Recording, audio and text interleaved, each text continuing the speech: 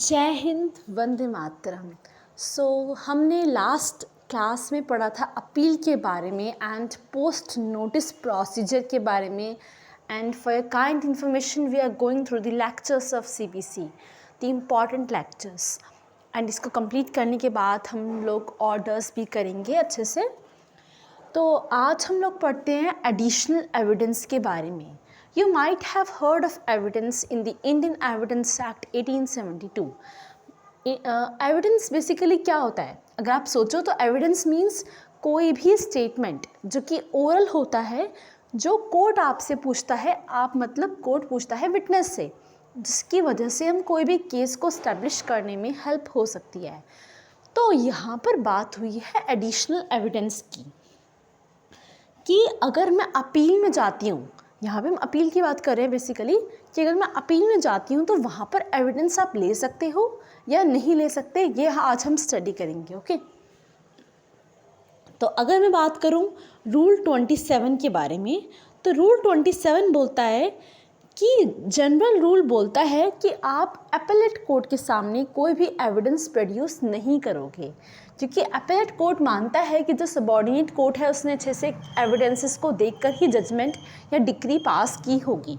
Okay, but इसके कुछ exceptions भी हैं एंड वो एक्सेप्शंस हम लोग देख लेते हैं, जो मैंने A, B और C हेडिंग करके बनाए हुए हैं। तो आपका एक्सेप्शन बोलता है कि अगर सबॉर्डिनेट कोर्ट ने एविडेंस लेने से मना कर दिया था या फिर ड्यू अटेंशन के बाद भी सबॉर्डिनेट कोर्ट से कुछ एविडेंस रह गए because they were not in the knowledge of the parties, क्योंकि वो एविडेंस पार्टीज़ की नॉलेज में थे ही नहीं और वो बाद में निकल कर आए हैं। या फिर थर्ड बोलता है कि अपीलेट कोर्ट को लगता है कि ये बहुत ज़रूरी है कि मैं कुछ एविडेंस लूँ जिससे हम अच्छे से केस को स्टैब्लिश कर सकें। तो इन तीन केसेस में we can go for the additional evidence in the appellate court. Okay,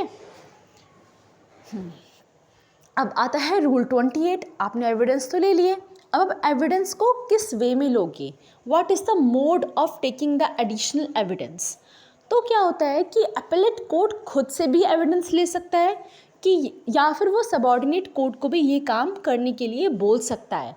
and rule 29 आपका बताता है कि अपीलेट कोर्ट स्पेसिफाई कर सकता है कि उसको किन किन पॉइंट्स पर एविडेंस चाहिए, क्या क्या उसके कंफ्यूजिंग पॉइंट्स हैं, कहाँ उसको एविडेंस चाहिए, ये बात वो मेंशन कर सकता है।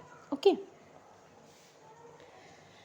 फिर आता है judgment given by the court. अब देखो, आप अपील में चले गए, अब हम बात करते हैं जजमेंट के बारे में। ठीक है, तो रूल 30 बोलता है कि जो अपीलेट कोर्ट होता है वो आपका जजमेंट ओपन कोर्ट में सुनाएगा। ओपन कोर्ट मतलब सबकी प्रेजेंस में सुनाएगा। ठीक है, चाहे वो उसी दिन सुनाए या किसी और दिन सुनाए, और उसको पूरा जजमेंट पढ़ने की ज़रूरत नहीं है। आपने देखा होगा कि जजमेंट बहुत ज़्यादा पेजेस का होता है, एटलीस्ट 60 to 70 पेजेस का होता है, तो वो पूरा पढ़ने की ज़रूरत नहीं है।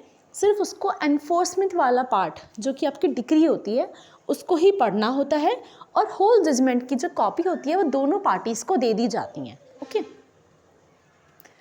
तो इसमें कुछ रूल्स हैं, 4 रूल्स हैं।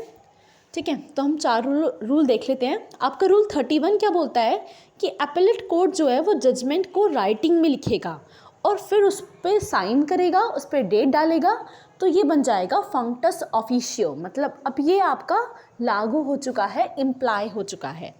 रूल 35 बोलता है कि जो डिक्री है उसके अंदर हम लिखेंगे कि कितनी अपील हुई थी, रेस्पोंडेंट और अपीलेंट का नाम और उनका डिस्क्रिप्शन भी मेंशन किया जाएगा।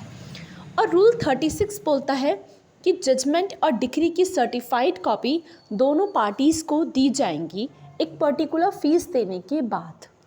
एंड रूल 37 बोलता है कि जो सर्टिफाइड कॉपी है वो उस सबॉर्डिनेट कोर्ट को भी दी जाएगी जहाँ से आपने अपील कराई थी।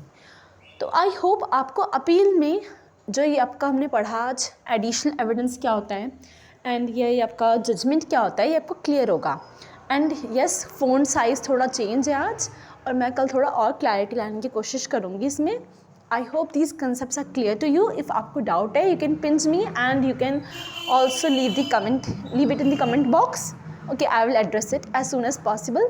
Till then, bye bye, take care, वंदे मातरम, जय हिंद।